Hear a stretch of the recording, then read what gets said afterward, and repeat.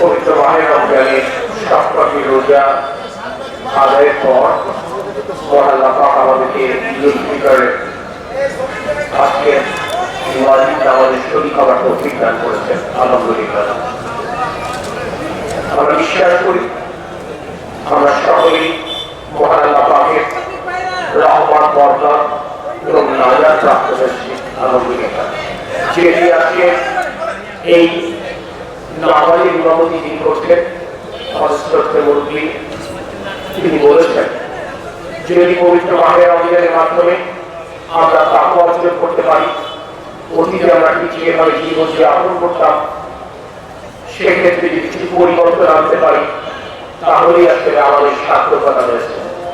আমরা যারা নিয়মিত 5 ওয়াক্ত নামাজ আদায় করতাম না, নিশ্চয়ই পবিত্র মাহে রমজানের সিলসিলায় আমরা 5 ওয়াক্ত নামাজ আদায় শুরু করেছি। আমরা যারা জামাতে নামাজ আদায় করতাম না, আমরা অনেকেই যে আমাদের 5 ওয়াক্ত নামাজ আদায় শুরু করেছি। এভাবে ছোট ছোট পরিবর্তনের মাধ্যমে আমরা আমাদের জীবনকে ইনশাআল্লাহ পরিবর্তন করতে পারব। ছোট ছোট পরিবর্তনের মাধ্যমে যেভাবে আমাদের জীবন পরিবর্তনের মাধ্যমে মহান আল্লাহ পাকের সন্তুষ্টি অর্জন করা সম্ভব, ঠিক একইভাবে আমরাও যদি আমাদের জীবনে এভাবে পরিবর্তন আনতে পারি, আমরা রাষ্ট্রকেও আমাদের স্বপ্নে প্রত্যাশার বাংলাদেশে পরিণত করতে পারবো ইনশাআল্লাহ। সেক্ষেত্রে আমরা যে আন্তর্জাতিক জায়গা থেকে নিশ্চয়ই ভূমিকা রাখবো। আপনারা জানেন একটি বৈশ্বিক সংকট চলছে। এই সংকটের মধ্যে থেকে বাংলাদেশের মানুষের কষ্ট বিবেচনায় সরকার তার সর্বোচ্চ উদ্যোগ গ্রহণ করেছে। কোনোভাবেই যেন খাদ্যপণ্যের মূল্যবৃদ্ধি না পায়, কোনোভাবেই যেন জ্বালানি বিদ্যুৎ কিংবা অন্য কোনো কিছু মূল্যবৃদ্ধিকে পবিত্র মাহে রমজানে নতুন করে কোনো কষ্টের কারণ না হয়, এ ব্যাপারে সরকার সচেতন ছিল, সরকার সচেতন আছে। এই সরকারকে আপনারা নির্বাচিত করেছেন, এই সরকার পরিচালনার দায়িত্ব আপনারা এই সরকার প্রধানের উপর অর্পণ করেছেন। তাই আমরা বিশ্বাস করি বৈশ্বিক সংকট বিবেচনায় আমরা আমাদের জীবনের প্রতিটি ক্ষেত্রে নিশ্চয়তা সাধন করতে হবে। কারণ এই যুদ্ধ থেমে গেলেও যুদ্ধের যে ক্ষতি সেটি দীর্ঘদিন ধরে আসলে অনুভূত হবে।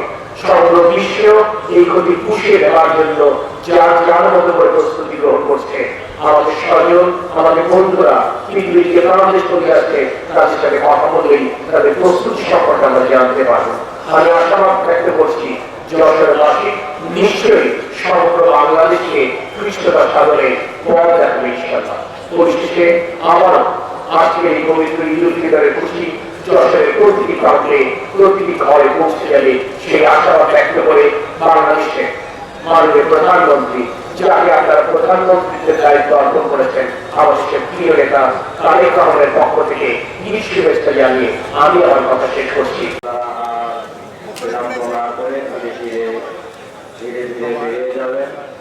সম্মানিত আপনাদের প্রতি আমি দৃষ্টি আকর্ষণ করছি, আপনারা আস্তে আস্তে দ্রুত গতিতে বের হয়ে যান। Next level, well done, side by side, Fridge.